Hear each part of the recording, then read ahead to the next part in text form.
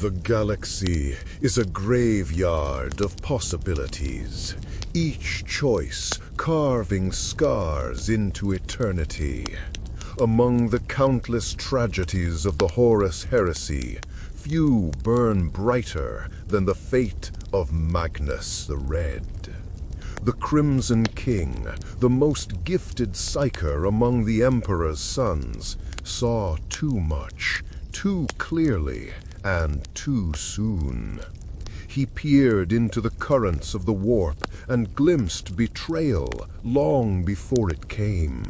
He saw Horus turn, saw treachery smolder like a wound across the Great Crusade, and in his desperation he reached out. But in our history, Magnus disobeyed. He shattered the Emperor's wards with sorcery, and his warning destroyed more than it saved. But what if he had not? What if Magnus, for once in his life, obeyed? In this vision, the Crimson King heeds his father's command. He feels the temptation of Tzench whispering at his ear, promising clarity and power. But he turns away. The decision is not born of fear, but of resolve. Magnus sees the fire in the warp, sees the ruin that is to come, but this time he chooses silence. He trusts that the Emperor's plan, however hidden, must be greater than his own foresight. Prospero does not burn. The Space Wolves do not descend upon Tizca in fire and ruin. Russ, still loyal and untainted by the manipulation of Horus and the Council of Nicaea, remains his father's executioner, yes, but not his father's butcher. Without Magnus's disobedience, the great confrontation between wolf and sorcerer never ignites, and two legions that would have been shattered remain whole. The 1,000 Suns march still under the Imperial banner. Their libraries, their arcane knowledge, their psychic discipline, all remain weapons in the Emperor's arsenal. They are no longer a legion hunted, but a legion feared, deployed where the warp itself is thickest. Their mastery turning chaos' own storms against it. Magnus himself, though haunted by visions of the heresy to come, finds strength in loyalty. His bond with his father is not severed, but reinforced. He becomes not a pawn of Tzench, but a bulwark against him. And so the skein of fate unravels differently. Horus still turns. That is inevitable. The War Master's pride, his festering ambition, the whispers of the gods, all still work their poison. The Istvan massacres still bleed the loyal legions white. The traitors still rise in fire and fury. But this time, the Imperium is not blind. For Magnus, loyal and obedient, speaks not with forbidden sorcery, but with truth delivered at his father's side. He warns the Emperor not as a wayward son, but as a trusted counselor. The Loyalists are not fractured, they are prepared. The Emperor does not stagger beneath the weight of a shattered webway and a crippled throne, but sits in strength, his great project unbroken.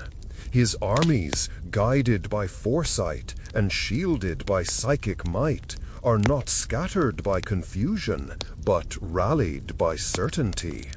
The heresy becomes something else, not a war of betrayal that cripples humanity for 10,000 years, but a war of open rebellion where the scales are not so uneven. The traitors march still, but they march against a foe forewarned, forearmed, and unbroken. And Magnus the Red, becomes something he was never allowed to be, his father's greatest weapon. The galaxy still trembles as Horus makes his move. Betrayal is inevitable. Ambition festers too deep to be cured by loyalty alone. But in this timeline, betrayal does not strike a blind Imperium. It strikes one with its eyes wide open. The Istvan system becomes the crucible, as it always did. Horus gathers his allies, painting rebellion in the colors of justice, claiming the Emperor has abandoned his sons, that the Great Crusade has become tyranny. In truth, it is the same poison he once spat in silence, now shouted for all to hear. The drop-site massacre is prepared, a trap meant to sever the head of Imperial resistance in one savage blow. But this time, the 1,000 Sons march with the Loyalists. Magnus himself walks beside Ferrus Manus, Vulcan, and Corax. His eye, glowing with the fire of foresight, pierces the veil of Horus's lies. He warns of betrayal. He senses the gathering storm. And though the trap is still sprung, the Loyalists are not slaughtered so easily. On the black sands of Istvan III, history shatters. In the true timeline, the Loyalist legions were massacred, betrayed by those they called brother, leaving the Emperor crippled in his defense. But here, forewarned, the Loyalists steel themselves. When the traitors turn, they do not meet unprepared blades. They meet shields raised, bolters armed, psychic wards blazing. The Raven Guard, instead of fleeing broken and shattered, vanish into shadow with purpose, striking surgically at traitor command lines. The Salamanders hold the line, not as martyrs, but as bulwarks, their flame weapons charring traitor flesh by the thousands. The Iron Hands, guided by Ferrus Manus's unbroken leadership, channel their fury into disciplined slaughter rather than desperate rage.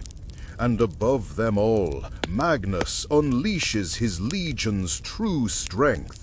The 1,000 Sons tear open the warp, not in reckless hubris, but in cold precision. Psychic storms rip through the traitors' ranks. Shields of fire block their volleys. Blades of thought carve through armor. For every blow the traitors strike, Magnus answers tenfold. Horus rages. This was meant to be his triumph, his crippling strike. Instead, it becomes his first true battle. His warriors bleed as much as they kill. His victory is not assured, but contested. And for the first time, the War Master tastes doubt. The Primarchs themselves clash. Ferrus Manus still seeks Fulgrim, and their duel burns as bright as ever. Blades of steel and warp-forged demon swords ring across the battlefield. And though Fulgrim's corruption runs deep, this time Ferrus is not alone. Vulcan joins the fray, his hammer breaking Fulgrim's guard. Magnus's psychic fire searing through the Primarch of Excess. Fulgrim staggers. The duel does not end with Ferrus's head rolling in the dust, but with Fulgrim retreating, wounded and enraged. Angren roars his fury. his world-eaters crashing against the salamanders. But Magnus binds the butcher's rage with psychic chains, holding him long enough for Vulcan to drive him back.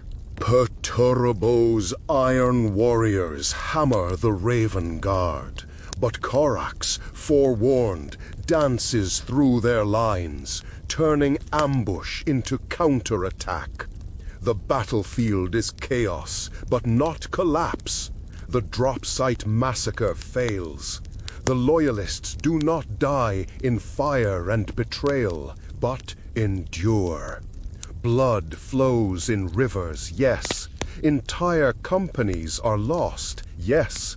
But the Loyalist legions are not broken. They survive. They hold. They live to fight another day. And Horus knows it. His first great move has faltered. The Emperor, warned by Magnus's visions, rallies the Imperium with speed and precision. Loyal legions are recalled, fleets redeployed, fortresses fortified. Mars, though riven with schism, does not fall entirely to treachery. Magnus and his 1,000 sons bind the Mechanicum's minds against Chaos's whispers, buying precious time. The heresy burns still, but it burns differently. No longer is it a slow strangulation of a blinded empire. It is war in the open. Rebellion met with defiance. Chaos faced not with ignorance, but with knowledge. And knowledge, wielded by Magnus the Red, is a weapon sharper than any blade. Yet, even as the tide turns, questions linger. For though Magnus is loyal, though he has chosen obedience, the warp still whispers. Tiench does not abandon his chosen so easily. The changer of ways delights in irony, in inevitability, in destinies twisted by a single decision. Magnus believes he has escaped, but the web of fate still clings to him. Every vision he shares, every warning he utters, feeds the same paradox. In resisting destiny, does he not still walk the path laid out for him? The galaxy shifts. The Imperium is stronger. Horus is wounded. But the eye of chaos never closes. And in the silence of his chambers, Magnus wonders, not whether he was right to obey, but whether obedience itself was just another strand in the trap. Terra did not wait to be saved. It learned. The palace that had once been an expression of imperial pride hardened into a geometry of refusal. Walls that were once monuments became artillery. Galleries became killing grounds. Gardens became fields of fire. Rogel Dorn took the dreams of dead architects and made them stern. He moved through stone as if it were a language only he could speak, tightening every angle until assault would be punished by mathematics alone. At the Saturnine bastions, he set guns in layers so deep that even the memory of an enemy would be riddled before it crossed the plazas. Magnus stood with him, not as a mason, but as a warder of things unseen. He traced sigils into foundations before the concrete cured, laid quiet phrases along culverts and cul-de-sacs, so that any warp-born thing stumbling through Terra's underways would find itself lost in loops of its own hunger. Sisters of Silence paced the lines like knives without reflections, their mere presence thinning the air until stray thoughts died on the tongue.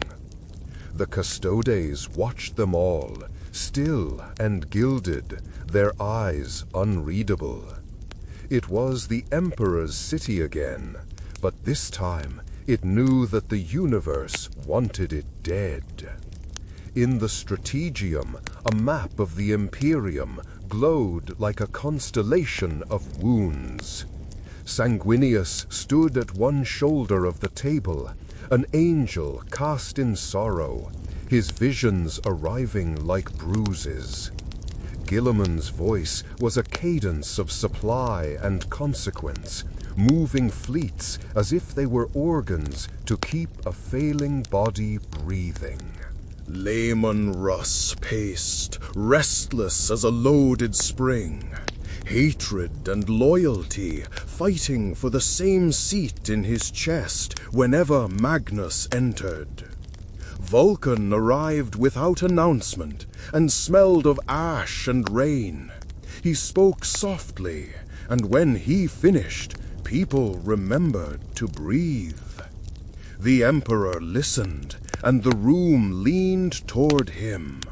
He had not sealed himself into the throne as in the other history, not yet.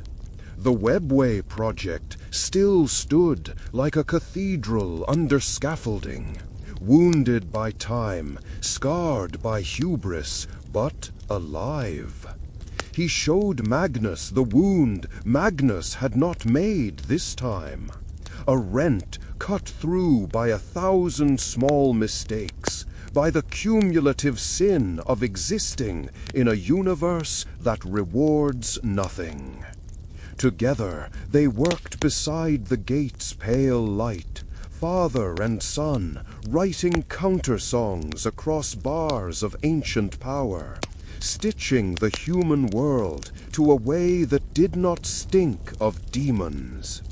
There were hours when they spoke of nothing but method. There were minutes when silence said more than method ever could. The Emperor did not forgive with words. He simply handed Magnus a tool and expected it used correctly. Magnus accepted the weight without complaint. He sealed fractures with runes that were gentler than any he had ever cast, careful as a surgeon's hand, and felt, for the first time since Nicaea, like a son who had been trusted with something precious and hard. Outside those chambers, the edicts shifted. The prohibition on the Librarius did not so much reverse as evolve. Psychers were bound tighter and trained harder, not because magic was sin, but because power undisciplined is treason by physics. The 1,000 Suns became exemplars of constraint. Their helms were circled by quiet glyphs, their armor polished but unadorned, their officers carrying manuals written in calm script that taught how to fold a thought so it could not cut the one who held it. The space wolves watched them with the suspicion of hunters who know a snare when they see one. Yet, when Russ's packs fought beside the Scarlet Helms on Gethsemane Ridge and saw the World Eater's charge stop as if it had struck invisible ice, even the wolf priests admitted that some chains were worth the weight. Horus felt the change like a fever breaking wrong. His triumph at Istvan had curdled into a wound that did not knit. The gods that crowned him pressed closer, each a taste in the mouth he could not spit. He began to learn what every crowned traitor learns, that rebellion feels least like freedom when it has won. He responded with theater and cruelty. Virus bombs kissed loyalist capitals and turned cities into mirrors of bare earth. Exterminatus writs were signed in stacks, each flourish meant to make reality obey. Lorgar preached in the wake of those ruin winds, writing scripture on the smoke with his hands, promising meaning to any who would kneel. Night Lords painted proof on the stars with flensed alphabets. The Alpha Legion smiled and provided victories that tasted like someone else's plan. And still the Imperium did not fall. Mars split along red seams and howled, but it did not become a single altar to treachery. The Fabricator General, who had promised himself to dark logic, found his URLs dead-ended by a liturgy Magnus had penned in a night, a sentence of algebra that made pact binding fail at the last syllable.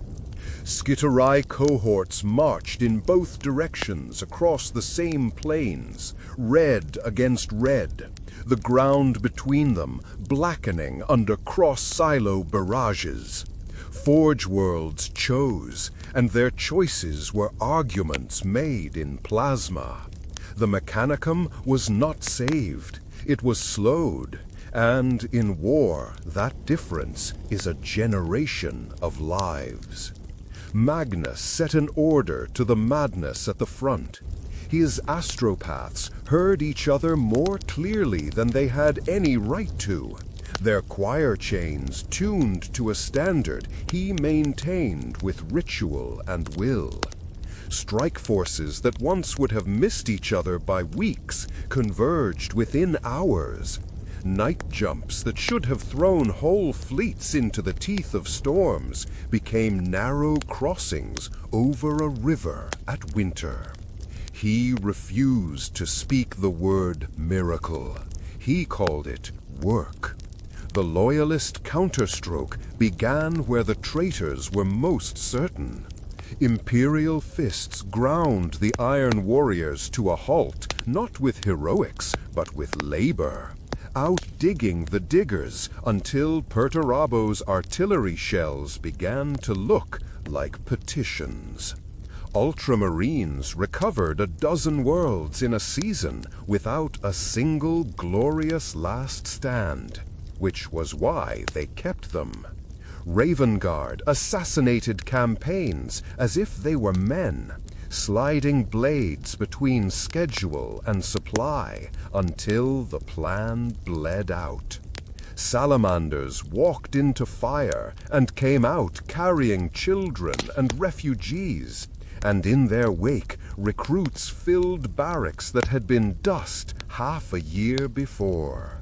Blood angels carved a corridor through to beleaguered segmentum solar convoys and filled it with their dead so others could walk without looking down. On every vector of the war, Magnus sought Tzeentch's touch like fingerprints on glass. Not because the god aided him, but because the god could not help but leave pattern behind. The changer of ways delights in paradoxes, and paradox is a seam you can pull if you know where to grip. The Crimson King gripped. He learned to read the rhythm of the War Master's fury and knew when a feint was a feint and when it was a confession. He refused to be drawn into sorcery for its own sake. Every act of his legion was tethered to a material purpose. Where the word-bearers erected shrines, the Thousand Suns erected blinders. Where the Death Guard sowed miasma, Magnus wrote clean air into trenches, taught soldiers the breathing exercises that let them live until Medicae came. He did not try to out-hate the gods. He tried to starve them. In the quiet hours, doubt came in, as it always does. Through a door, the mind leaves ajar. Magnus knew he was obeying, but he could not shake the suspicion that obedience itself was ingredient in someone else's recipe. He watched his father's face when he slept, if that thing could be called sleep, and wondered whether even the Emperor could navigate a universe where every victory prints its own invoice. When he could not quiet the thoughts, he went to the librarius and turned pages until dawn, memorizing proofs that did not care what gods wanted. The War Master, starved of momentum, reached deeper. A fleet emerged from the eye, trailing an armed continent of meat and iron, whose name had been a problem once. Warp storms parted for it the way crowds part for a king.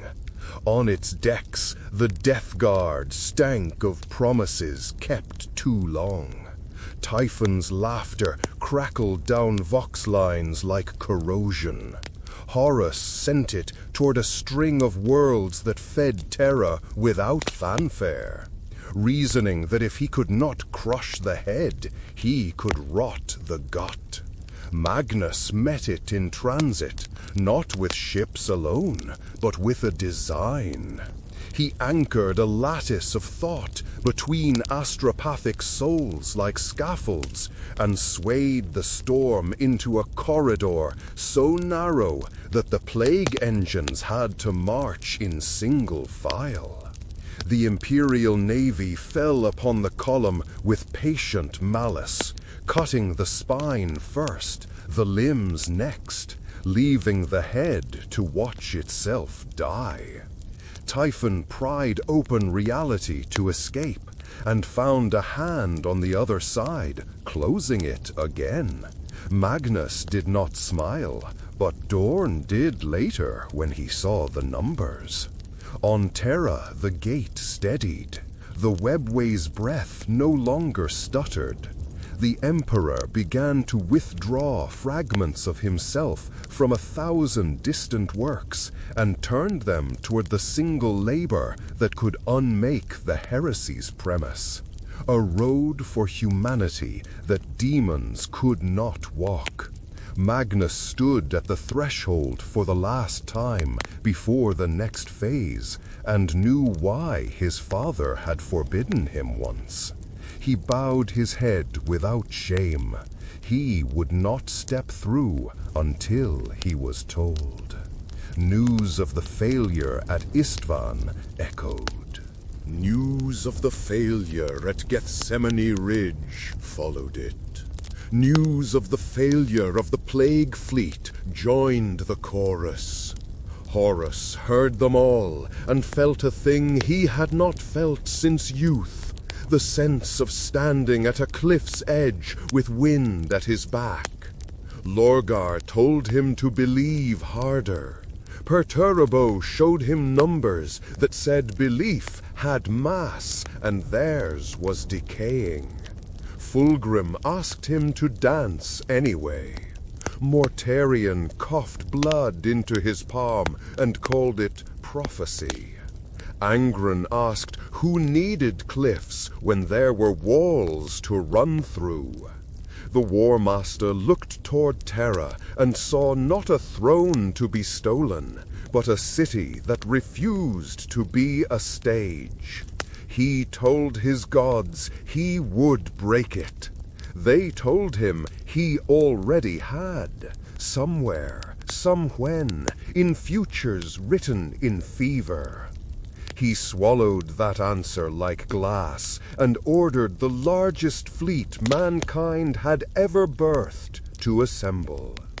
On Terra, the Emperor closed his eyes and saw a son who had chosen obedience, and a war that would now be decided in the open, not in a labyrinth of avoidable mistakes.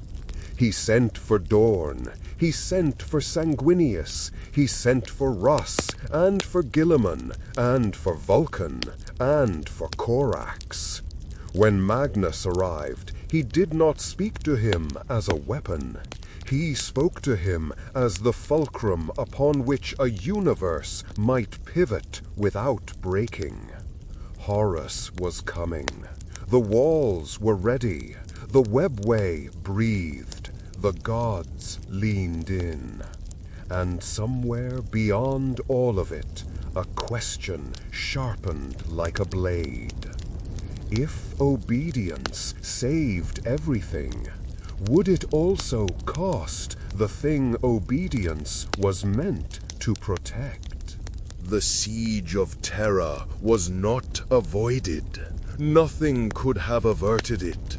The galaxy was too far along the knife edge, and Horus was too consumed by the weight of his crown. He came with fleets that eclipsed the stars, hulls smeared with the icons of gods who screamed for triumph. Planets fell silent as the armada passed, their populations kneeling in terror or burning in revolt, depending on which Primarch's shadow fell first.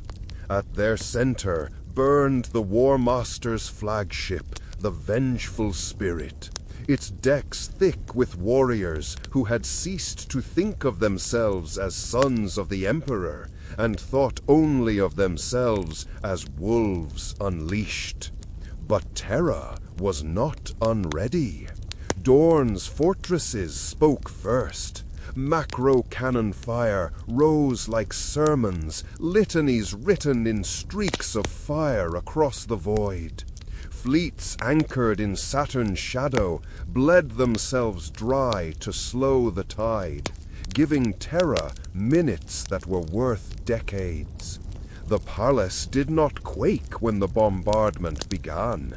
It exhaled. Every gun returned fire. Every trench filled with defenders. Every wall became an oath. Sanguinius descended among them, wings bright even beneath skies painted in smoke. His presence alone steadied lines that should have broken. Vulcan strode where the bombardments landed hardest, dragging mortals from craters and hurling wreckage aside so tanks could climb back to the fight. Guilliman ran the war like a machine, every ration and shell accounted for, every regiment slotted where it would mean survival rather than spectacle. Russ bled at every breach, hurling himself against boarding claws, howling as if he could outshout death. Korax appeared where panic threatened to ignite, his talons finding the throats of traitor champions before fear could spread. And Magnus? Magnus was everywhere and nowhere. His voice moved across the Vox, not as orders, but as calm. He set wards over the walls, chains of thought that turned demonic storms aside. He wrapped mortal minds in iron discipline, shielding them from whispers that promised glory if they only turned their guns the wrong way. When sorcery spat against the palace, he answered not with indulgence, but with clarity. He became the Emperor's second sight, 1,000 eyes reading the warp as though it were another battlefield, 1,000 hands shaping outcomes by turning inevitabilities into probabilities. The traitors threw themselves at the walls with fury born of desperation. Angron raged at the Eternity Gate, hacking into lines of mortals who refused to run. His chain axes roared, but every step forward was bought in oceans of his own blood. For Vulcan and Russ answered him again and again, their fury meeting his madness. Mortarian's plagues rolled like fog through the lower districts, but Magnus's wards snapped into place, sealing whole avenues until the contagion withered. Perturbo's siege engines thundered, But Dorn had built answers into every layer of stone, and for every wall that cracked, another rose behind it.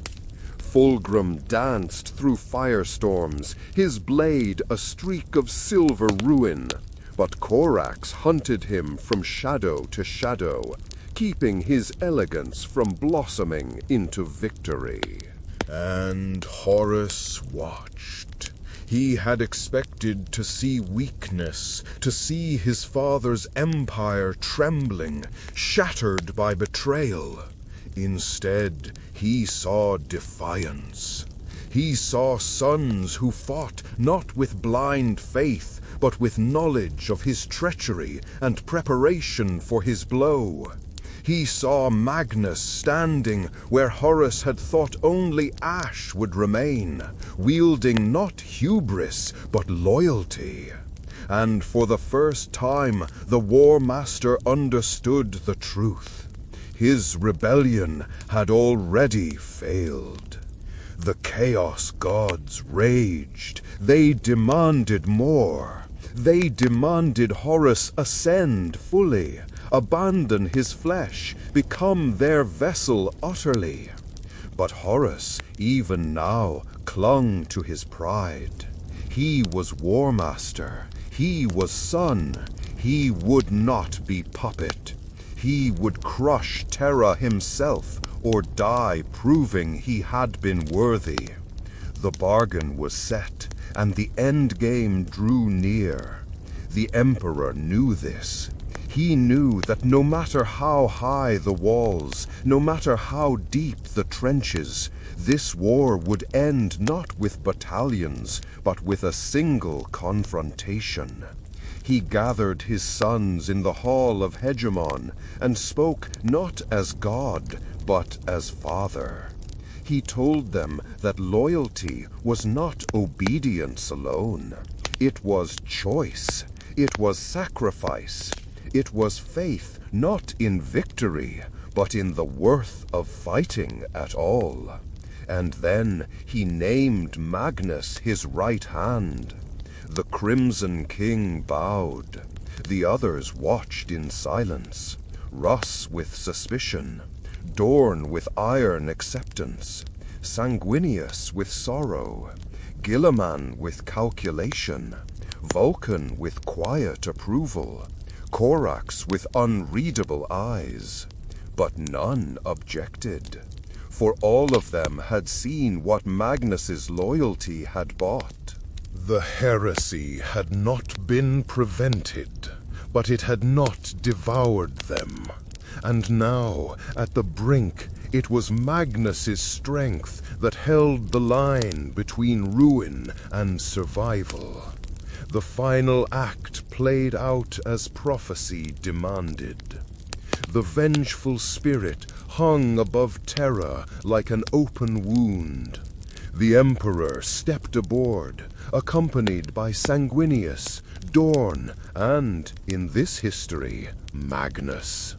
They carved their way through traitor decks, their retinues bleeding, their weapons burning, until they reached Horus's sanctum.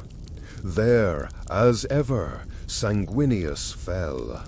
Some tragedies cannot be unwritten. The angel met the War Master in his fury, and though his blade struck true, Horus struck truer. His body fell at the Emperor's feet, wings broken, eyes unseeing, but his death bought a moment that no other could. And in that moment, Magnus acted. He saw the truth of Horus's corruption.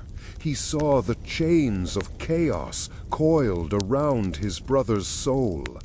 He struck not with rage, but with clarity, pouring his psychic might into unraveling the warp's hold. Horus staggered, his form flickering, his gods howling in outrage. For an instant, the War Master was Horus again, his eyes clearing, his voice faltering. He looked at the Emperor. He looked at Magnus.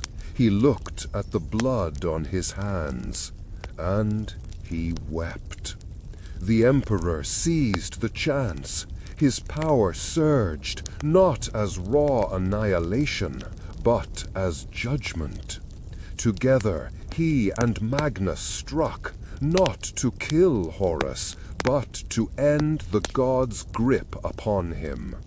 Their combined will clashed with the Four, a storm of titanic force that tore the warp itself.